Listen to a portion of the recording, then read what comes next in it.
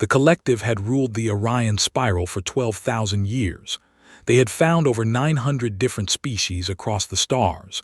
Some were smart, some were strong, some could breathe fire or see through walls, but none of them had ever challenged none of them had ever said no. When their survey drones found Earth, the report was boring. It described a small blue planet going around a yellow star. The creatures living there were soft. They had no claws. They had no armor on their skin. They had no poison in their teeth. They lived for only 80 years, which was nothing compared to this 300. Admiral read the report in her command chamber. She was old by standards, with scales that had turned silver and eyes that had seen 100 worlds bow before her fleet. She looked at the images of humans and made a sound like laughter. "These are the dominant species?" she asked her science officer. "Yes, Admiral, they call themselves humans. They achieved faster than light travel only 40 years ago. Their ships are made of metal welded together. They use nuclear reactions for power." "Primitive," said. She waved one of her 4 arms in dismissal. "How do they survive on their planet? The data shows extreme conditions." The science officer pulled up more information. "Their world is unstable, Admiral. The ground shakes and breaks open. Mountains explode with liquid fire. The weather changes from burning heat to freezing cold. Their atmosphere contains 21% oxygen, which is a fire hazard. They have large predators in every region. By all standards, Earth is a death world." Found this interesting but not important. Many species came from difficult planets. It did not make them strong. It just made them good at surviving, like insects or bacteria. "Send the standard offer," she commanded. "They will submit to governance. They will provide tribute in raw materials. In return, we will protect them from the dangers of the galaxy." The offer was sent. The humans received it, and then something strange happened. They asked for 6 months to think about it. Was confused. Most species accepted within days. Some took a few weeks, but 6 months. It was unusual. Still, she was patient. The humans were young to the galaxy. Perhaps they needed time to understand their situation. She did not know that on Earth, the humans were not thinking about surrender. They were thinking about war. Deep beneath the mountains of Korea, in a bunker that did not exist on any map, General Park gathered his most trusted officers. He was 62 years old. His hair was gray, and his face was lined with scars from old battles. He had served through 3 wars on Earth before humans reached the stars. He had watched his species nearly destroy itself and then rebuild from the ashes. Now he looked at the offer and felt something he had not felt in years: anger. "They want us to be slaves," he said. His voice was quiet but hard like iron. Colonel stood at his side. She was 40 years old, tall and thin, with sharp eyes that missed nothing. Other officers called her the Ghost because she could predict enemy movements before they happened. She had studied the data for 3 days without sleep. "They don't see us as a threat," she said. "They don't even see us as people. To them, we are resources, metal and meat." Doctor was the civilian in the room. She worked for the United Earth Council and had spent her career studying alien species. She was small and quiet, but when she spoke, everyone listened. "They have not fought a real war in 4,000 years, she said. She put data on the main screen. "They have conquered hundreds of species, but always through intimidation. They arrive with overwhelming numbers. They show their power. The other species surrender. It is not war. It is bullying." General Park looked at the screen. "And if someone does not surrender?" "It has happened 3 times in their history. Each time, they simply used more ships until the enemy was destroyed. They have never faced an opponent who could match them." Smiled, but it was not a happy smile. It was the smile of a predator that had found weak prey. "Then they have never faced humans." Park made his decision. "We have 6 months. In that time we will build weapons they have never seen. We will create ships they cannot destroy. And when they come back for our answer, we will show them what Earth has taught us. The next day, orders went out across the solar system. Shipyards that had been building cargo vessels switched to military production. Factories that made civilian goods began making weapons. Scientists who studied peaceful applications of technology were given new projects with one goal: find ways to kill. The humans did not tell any of this. They kept their communications friendly and vague. They asked questions about culture. They requested more time to consider the offer. They acted like a species that was scared and confused. It was a lie. Everything was a lie. Commander Lee was put in charge of the most important project. He was only 38, too young for such responsibility according to some. But Park had chosen him for a reason. Did not think like other officers. He broke rules. He tried new things. He was exactly what humanity needed. The project was called Titan. Its goal was to build the largest, strongest, most dangerous warship in human history. Something that could stand against thee and make them afraid. Worked in a secret facility under the moon's surface. Thousands of workers built the ship in sections that were assembled in darkness. The ship was named after an ancient Korean symbol of balance and power. When first saw the completed frame, he felt pride swell in his chest. It was 2 kilometers long. Its hull was made of layers of titanium and tungsten, designed to break apart under attack and protect the core inside. It carried weapons that could destroy cities, that fired metal at incredible speeds, missile launchers that held thousands of warheads, plasma cannons that could cut through anything. It was ugly, it was brutal, it was perfect. Dr. Shin was the ship's science officer. She was young, only 32, but she understood the better than anyone. She had studied their captured technology for 3 years. They build beautiful ships, she told one day as they walked through the corridors. Crystal structures that are efficient and elegant. They fight clean wars with precise weapons. And us asked. Stopped walking. She looked at the metal walls around them, at the exposed pipes and welded seams. We build ugly ships that can take a beating and keep fighting. We use loud, wasteful weapons that cause maximum damage. We don't fight clean wars. We fight to win. Nodded, good, because when they come back, I want them to be terrified. Across the solar system, 11 more ships like they were being built. Each one was named after a warrior tradition from human history. Named after ancient Korean warriors, the samurai from Japan, the Spartan from Greece, the legion from Rome. Humanity was preparing for war. Not a war of survival, but a war of statement. A message to the galaxy that Earth was not weak, that humans were not prey. 6 months passed quickly. They sent messages asking for Earth's decision. The humans replied with delays and excuses. They needed more time. They had questions. They wanted to negotiate. All lies. On the last day before the deadline, General Park stood in his bunker and looked at the status reports. 12 Titan-class ships were ready. Thousands of smaller vessels were armed and waiting. Millions of soldiers were trained and eager. He picked up a communication device and called Admiral. Admiral, he said, his voice calm and cold, we have made our decision. Excellent, replied.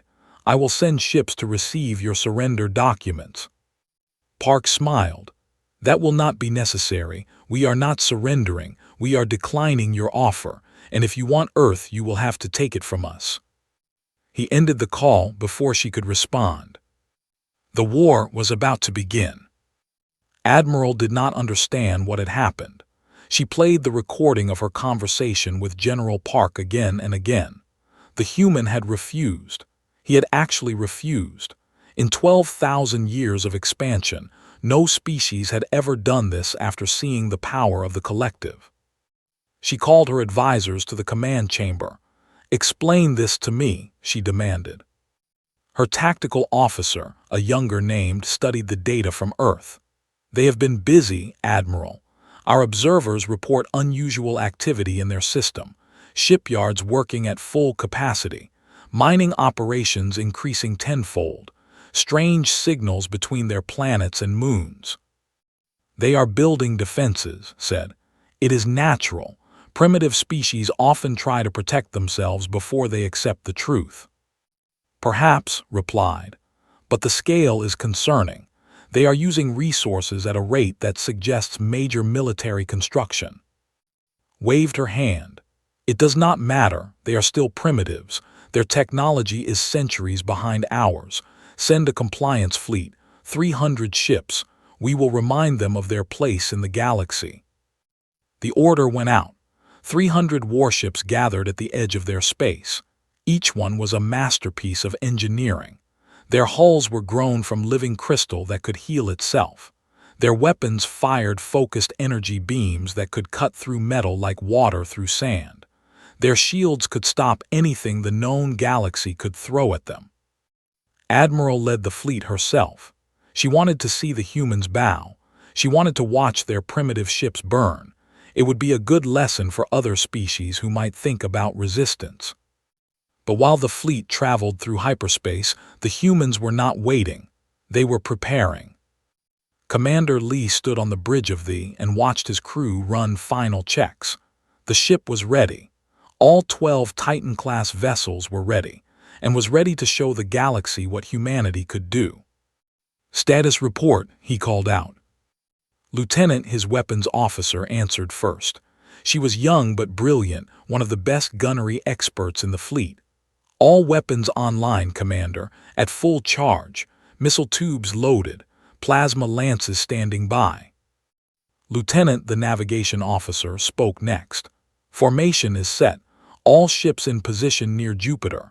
We have clear firing lines and escape routes calculated. Nodded. He looked at the showing the gas giant spinning slowly in the darkness. Jupiter was where they would arrive. The humans had studied their hyperspace technology and knew their limitations. The aliens always exited near large gravity wells to avoid accidents. They think we are weak, said to his crew. They think we will run or surrender. Today we prove them wrong. Today we show them what Earth has created. Across the fleet, similar speeches were happening. On the Colonel addressed her crew with cold precision. She had been promoted to lead the Armada's tactical operations, and she had spent months planning for this moment. We cannot match their numbers, she told her officers. 300 ships against our 12, but numbers do not win wars. Strategy wins wars, will wins wars, and humanity has more will than any species in the galaxy. She pulled up battle plans on the main screen. The fight in formations. They rely on coordination and overwhelming firepower. If we break their formations, they lose their advantage. Our job is to create chaos. Hit them hard, hit them fast, make them afraid. On the Berserker, Captain Minu gathered his crew in the main hall. He was not a man for long speeches. He was a fighter, simple and direct. The aliens want our planet, he said. They want to make us slaves. I say we kill them instead. Any questions? His crew cheered. Dr. Shin spent her last hours before battle in the science bay, reviewing everything she knew about weaknesses. Their ships were strong but brittle. Their shields were powerful but had specific frequencies that could overload them.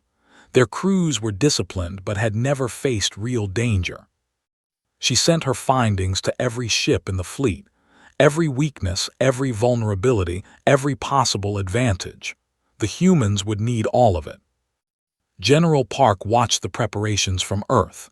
He was too old to fight in space, but he would command from the bunker beneath Korea. His staff monitored every ship, every weapon, every crew member. They were ready. The fleet has entered our system, an officer reported. They will reach Jupiter in 6 hours. Park nodded slowly.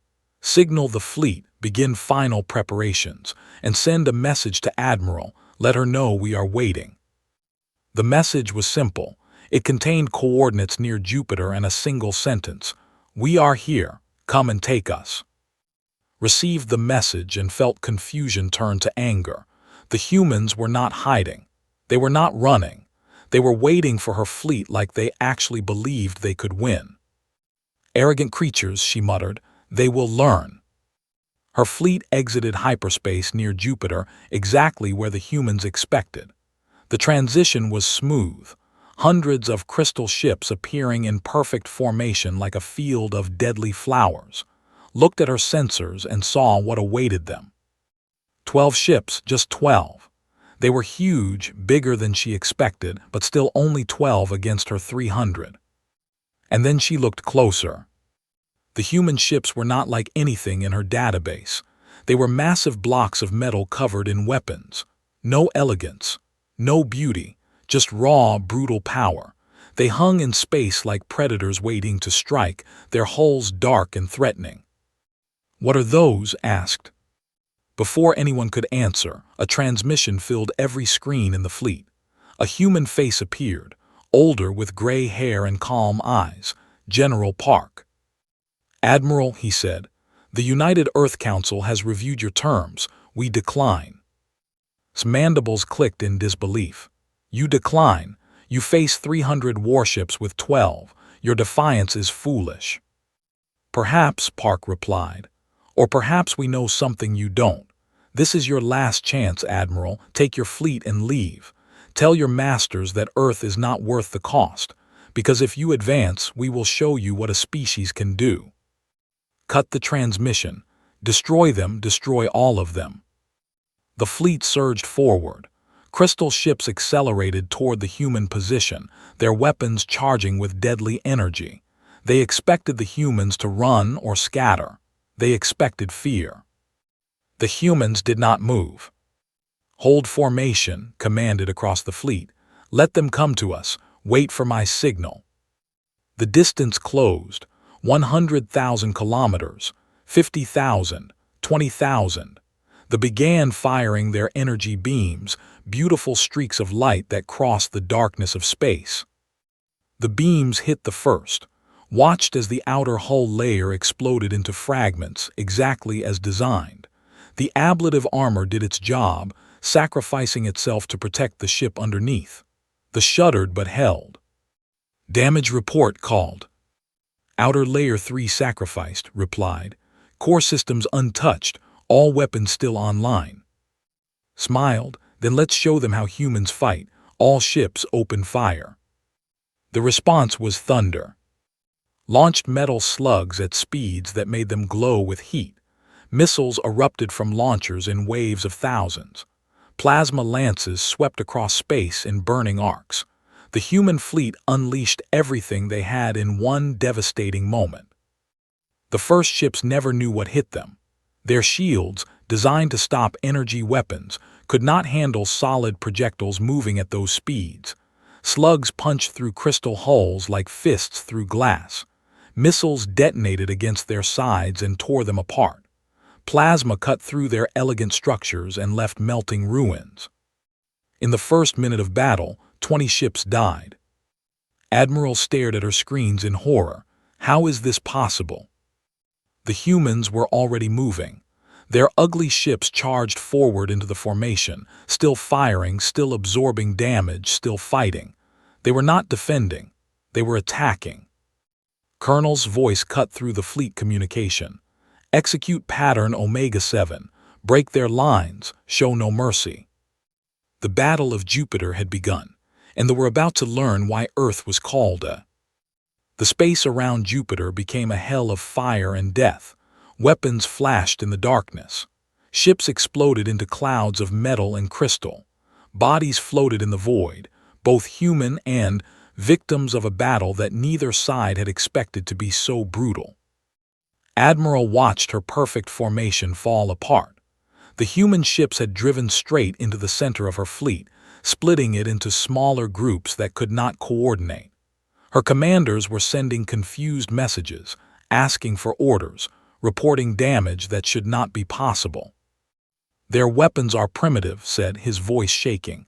"How are they doing this?" Did not answer. She was watching the largest of the human ships as it carved a path through her destroyers. The vessel was damaged. Its outer hull was torn and burning, but it kept fighting, kept advancing, kept killing. On the bridge of the, Commander Lee gripped his command chair as another explosion rocked the ship. Warning lights flashed everywhere. Smoke filled the air from small fires, but the core systems held, and that was all that mattered. "Status," he demanded. "Outer layers 1 through 5 destroyed," Lieutenant reported. "Layer 6 is holding, batteries at 80%, missile reserves at 60%, plasma lances fully operational." "Casualties?" 47 dead, 112 wounded. Medical teams are working." Closed his eyes for a moment. 47 of his crew would never see Earth again, but this was war, and war had costs. He opened his eyes and focused on the enemy. "Target that dreadnought on our left, full barrage." This fired in sequence.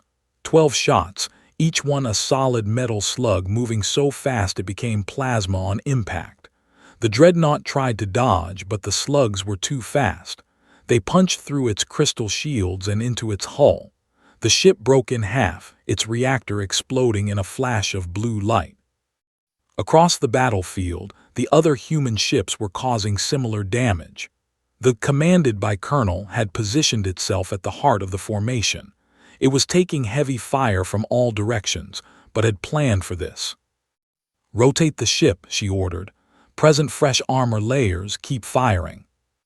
The spun slowly, bringing undamaged sections of hull to face the enemy while its weapons continued their deadly work. Missiles launched in constant streams, each one seeking a target with artificial intelligence that learned and adapted. They tried to shoot them down, but there were too many. Lieutenant Park, the sensor officer, watched the battle data with growing amazement. "Colonel, the enemy formation is collapsing. They're trying to regroup, but we keep breaking their lines." "Good," replied. "Signal the Samurai and the Spartan. Execute flanking maneuver Gamma-4, trap them between us." The two ships responded instantly. They broke from the main engagement and swept around the sides of the fleet, cutting off escape routes and herding enemy vessels into kill zones where human weapons could do maximum damage. Captain Minu on the Berserker was not following any plan. He never did. His ship was designed for close combat, and he used it like a battering ram. When a cruiser tried to retreat, Minu drove his ship directly into its path. "All forward weapons fire," he commanded. The Berserker's bow erupted with destruction, sprayed tungsten shrapnel that shredded the cruiser's sensors and weapons. Short-range plasma cutters melted through its hull. The cruiser tried to turn away, but Minu followed, keeping his ship so close that they could not use their main weapons. "They're pretty," Minu said, watching the crystal ship burn. "But pretty doesn't win fights." His crew cheered as the cruiser exploded. The Berserker was already moving to find another target. Admiral finally understood the truth. This was not a battle she could win through normal tactics. The humans fought differently than any species she had ever faced. They did not protect themselves first. They did not retreat when damaged. They pushed forward, accepting damage, sacrificing parts of their ships just to get close enough to cause more destruction. "They fight like they expect to die," said, echoing thoughts from tactical analysts across the fleet. "They don't value their own survival." "No," replied. "They value victory more than survival. That is why they are so dangerous." She made a decision. "Signal all ships. Concentrate fire on the largest human vessel. Destroy their flagship and the rest will fall." The fleet shifted. Over 100 ships turned their weapons toward the energy beams crossed space in a storm of deadly light. The human flagship disappeared behind a wall of explosions. On felt his ship dying around him. Armor layers vanished faster than they could count. Systems failed. Fires spread. The bridge itself shook so violently that crew members were thrown from their seats. "Hull breach on Deck 7, an officer shouted. "Deck 12 is gone. We're losing atmosphere." "Seal the breaches," ordered. "Reroute power to weapons. Keep fighting."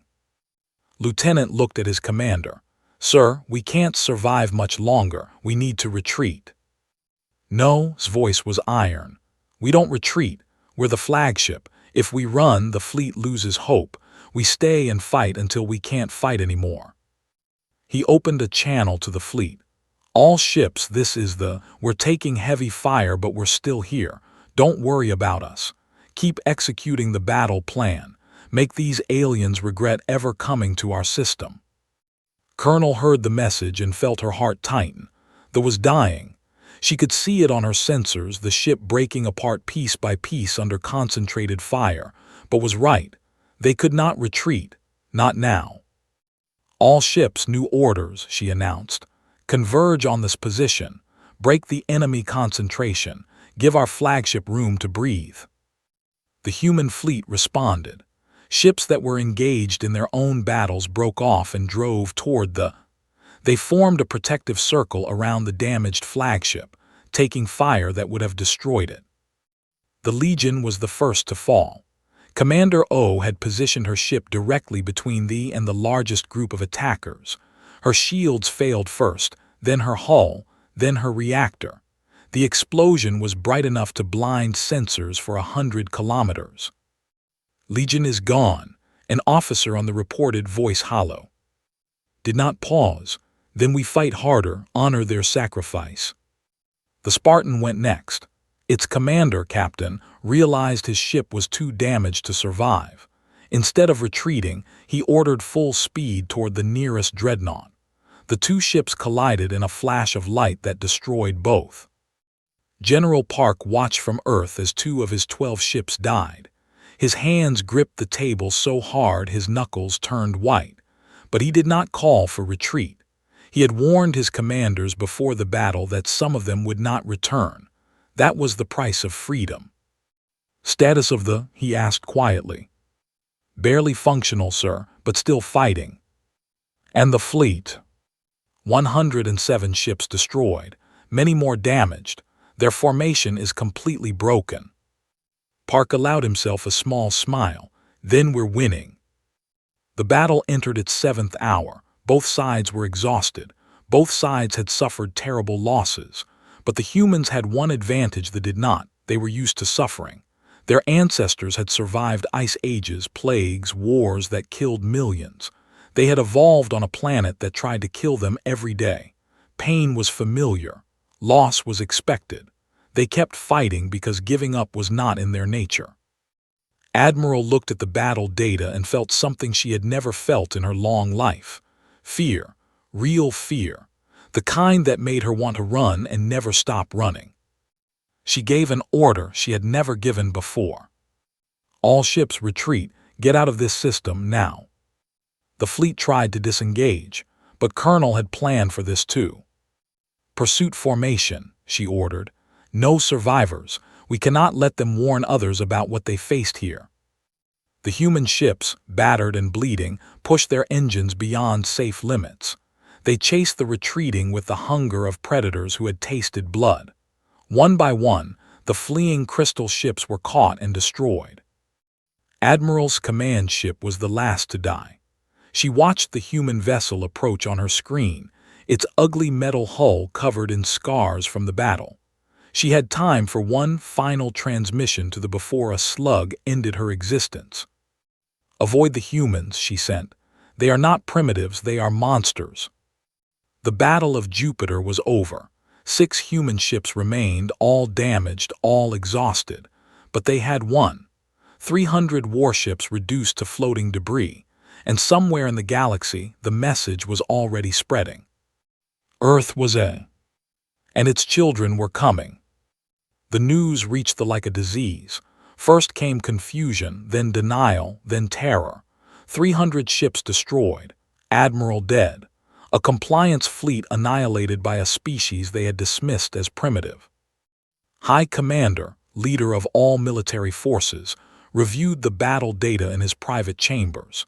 He was ancient even by standards, with scales that had turned black with age and eyes that had seen empires rise and fall. He had commanded the collective's armies for 800 years. He had never seen anything like this. The humans used their own ship debris as weapons, one of his analysts reported. Their vessels shed armor intentionally, creating fields of shrapnel that damaged our sensors.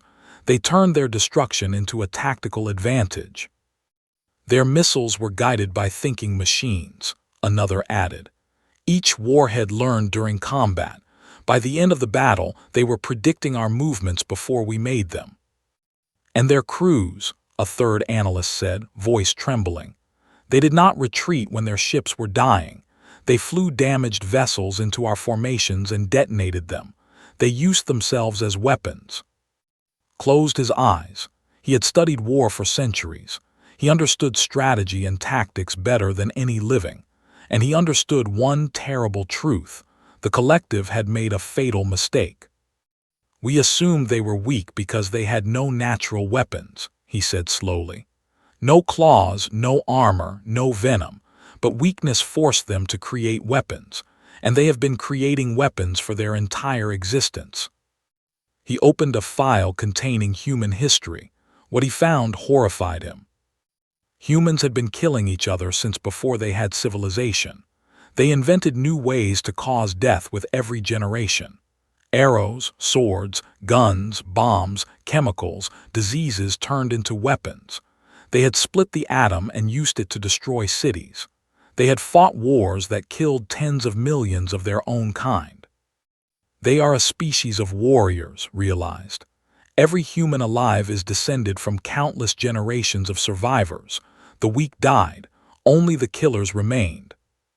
He called an emergency council. Leaders from across the collective gathered to hear his assessment. They did not want to believe it. They had ruled the galaxy for 12,000 years. How could one primitive species threaten that? We must designate Earth as a maximum threat, declared. We must gather every ship we have and crush them before they grow stronger. That would take years, one council member argued. Our fleets are spread across 1,000 systems. We cannot concentrate them quickly. Then we have years before we can respond, replied. And in that time the humans will be preparing. They know we will return. They will build more ships, more weapons. When we finally arrive at Earth, we may find ourselves facing an armada we cannot defeat. The council debated for days. Some wanted immediate attack with whatever forces were available. Others wanted to negotiate, to offer the humans better terms in exchange for peace. A few wanted to simply leave Earth alone and hope the humans stayed in their own space. While they argued, the humans worked. General Park stood before the United Earth Council 3 months after the Battle of Jupiter. The shipyards were operating at triple capacity. 24 new Titan-class vessels were under construction. Plans existed for 100 more within the decade. They will return, Park told the council. Not soon, but eventually. When they come, it will be with everything they have. Their goal will be extermination, not conquest. They cannot allow a species like us to exist. Counselor, leader of the Asian Federation, leaned forward. What do you recommend, General? Park's answer surprised everyone. We do not wait for them, we take the war to them. Silence filled the chamber. Then questions erupted from every direction. Attack they control thousands of systems.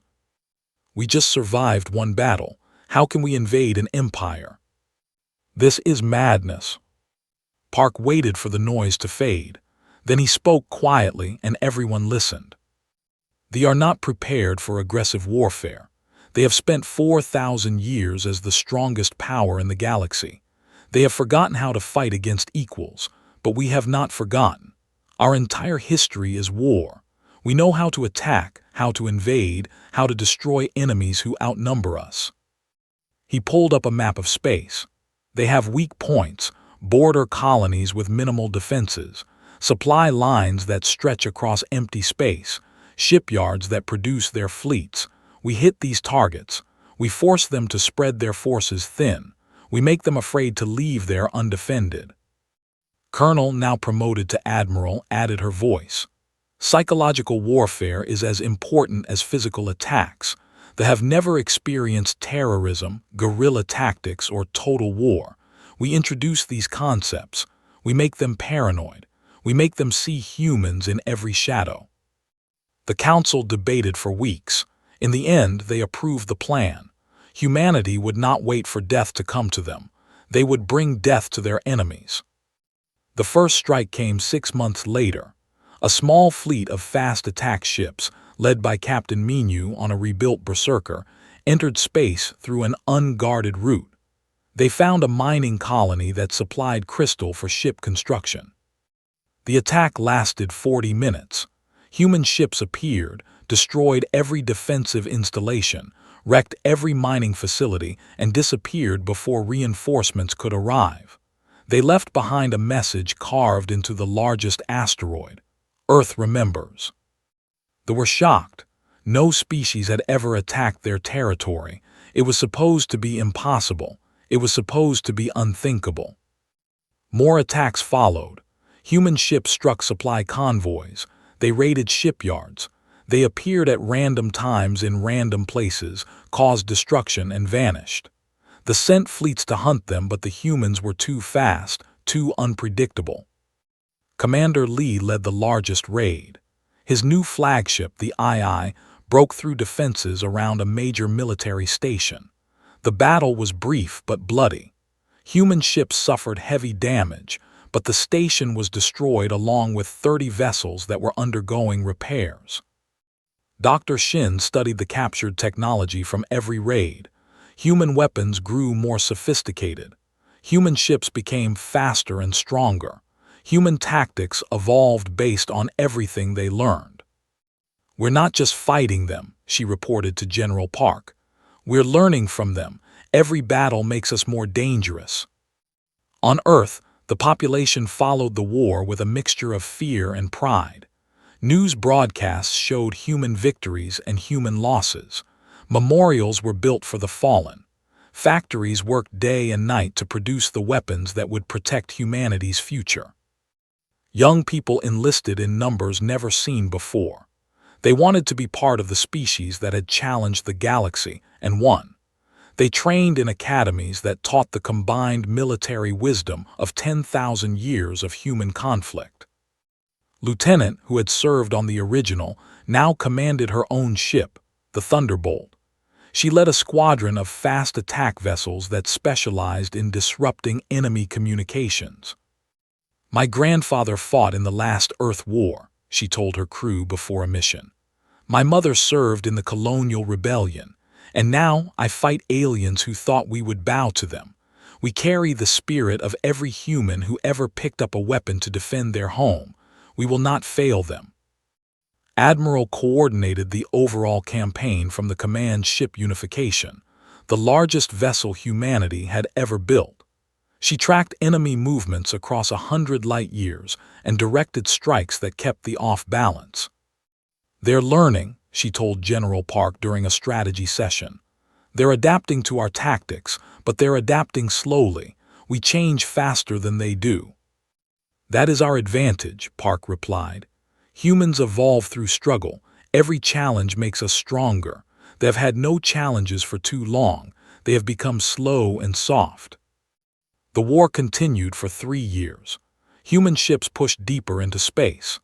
Colonies that had never known war experienced the terror of human weapons. The galaxy watched in horror and fascination as a young species dismantled an ancient empire. And in the shadows of space, other species began to wonder. If humans could defeat what else might they do? Some saw opportunity.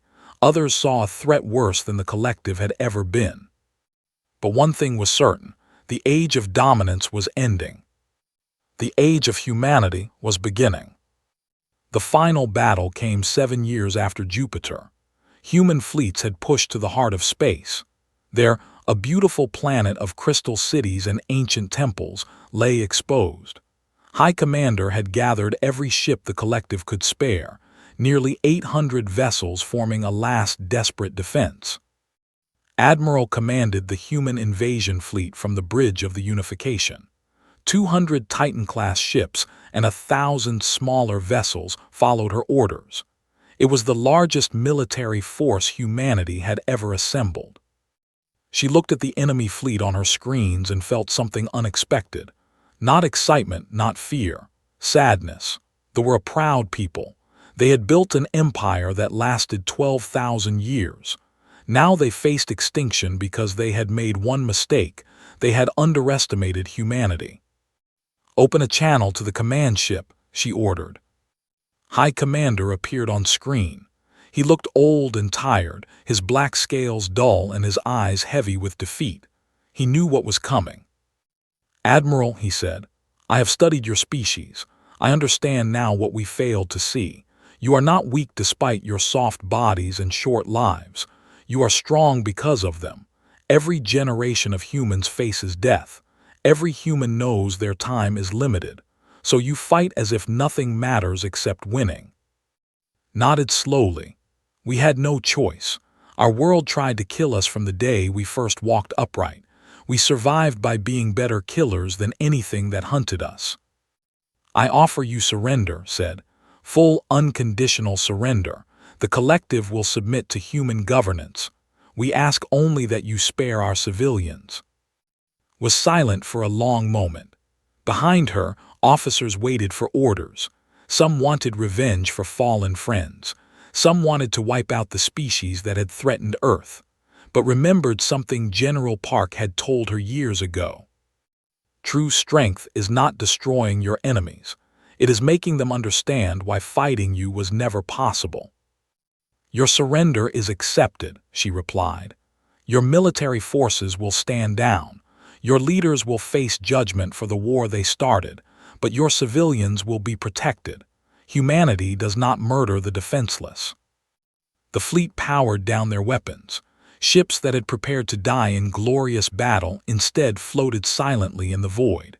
The war was over. But the work was just beginning. General Park did not live to see the victory. He had died 2 years earlier, his heart finally failing after decades of service, but his legacy shaped everything that followed. Humanity did not destroy them. Instead, they absorbed them into a new order. The United Earth Council became the United Terran Hegemony. Human governors administered former territories. Human ships patrolled trade routes that had been controlled by the collective for, and other species, hundreds of them, watched to see what these newcomers would do with their power. Commander Lee, now Admiral, led the fleet that made first contact with the Dominion, a species of insect-like beings that had lived in fear of them for centuries. They expected the humans to be just as cruel as their former masters. Instead, offered them partnership. "We don't want slaves," he explained to their queen. "We want allies, species that will trade with us, share knowledge with us, and stand with us against any threat. In return, we offer protection that they never gave you." They joined the hegemony willingly. So did a race of aquatic beings, and who communicated through light patterns, and dozens more, species who had suffered under rule and saw in humanity something different. Not all species welcomed human expansion. The Vex Confederation, a collection of warrior races from the far side of the galaxy, saw humanity as a rival. They gathered their fleets and prepared for war. Admiral met them at the Battle of Dark Star. Her fleet was outnumbered 2-1, but she had learned from every fight humanity had ever won. "They expect us to defend," she told her captains before the battle. "They expect us to protect our supply lines and fight conservatively. So we do the opposite, full attack, straight into their center, break their command structure, and the rest will fall." The unification led the charge. Human ships punched through the Vex formation like a spear through flesh. They targeted command vessels, communications hubs, anything that held the enemy fleet together. Within hours, the Vex were scattered and retreating. "Your species fights with madness," the Vex commander transmitted before his ship was destroyed. "You ignore your own survival." "No," replied. "We understand that survival means nothing if we lose what we're fighting for. Freedom is worth any price." Years passed, then decades, then centuries. The Terran hegemony grew to cover a quarter of the galaxy. Human ships traveled routes that had never known their kind. Human colonies spread across thousands of worlds. Human culture mixed with alien traditions, creating something entirely new. But some things never changed. In schools across the hegemony, children learned the story of the Battle of Jupiter. They memorized the names of the first Titan-class ships. They studied the tactics of Park and Lee. They were taught that humanity's greatest strength was not their weapons or their ships, but their refusal to ever surrender. Captain Minu died of old age, surrounded by family, his walls covered with medals from 100 battles. Lieutenant became an admiral, and then retired to teach at the military academy, sharing the lessons she had learned in the fires of war. Dr. Shin's research led to technologies that made human ships the fastest in the galaxy. Their names became legend, but they were just the beginning. 500 years after Jupiter, a young officer named stood on the bridge of the Eternal Dawn, the largest warship ever built. She was about to lead an expedition beyond the edge of known space, into regions no species had ever explored. "Unknown territory, Captain," her first officer reported. "No records of any civilization in this sector." Smiled. She thought about the humans who had come before her, who had faced impossible odds and won because giving up was not in their nature. She thought about Earth, that had forged her species into something the galaxy had never seen. "Then we'll be the first," she said. "Set course for the void, let's see what else is out there." The Eternal Dawn jumped into hyperspace, carrying humanity's spirit to new frontiers. Somewhere in the galaxy, other species told stories about the humans. They were monsters, some said. Demons from a poison world who had conquered thee and spread across the stars like a plague. Others said they were heroes, liberators who had freed countless species from tyranny. Both stories were true. Humans were capable of terrible cruelty and incredible compassion. They built weapons that could destroy planets and medicines that could cure any disease. They waged wars of annihilation and forged alliances that lasted. They were complicated, they were unpredictable, they were dangerous. And they were never, ever going to stop. The original was preserved in a museum orbiting Earth. Its scorched and battered hull stood as a monument to the battle that had changed everything. Visitors from 100 species came to see it, to touch the metal that had protected humanity's future. A plaque at the entrance carried words that Commander Lee had spoken as the last ship died at Jupiter, words that had become humanity's battle cry. "Earth stands, the endures." Young humans who visited the museum would place their hands on this hull and make a silent promise. They would carry on the legacy of those who had fought before them. They would protect their species and their allies. They would face any challenge with courage and determination. Because that was what it meant to be human. That was what it meant to come from a... And somewhere in the endless darkness between stars, other civilizations looked toward human space and felt something they had never felt before. They felt fear. They felt respect. And they knew, deep in whatever served as their souls, that the galaxy would never be the same. The humans had arrived. And they were here to stay.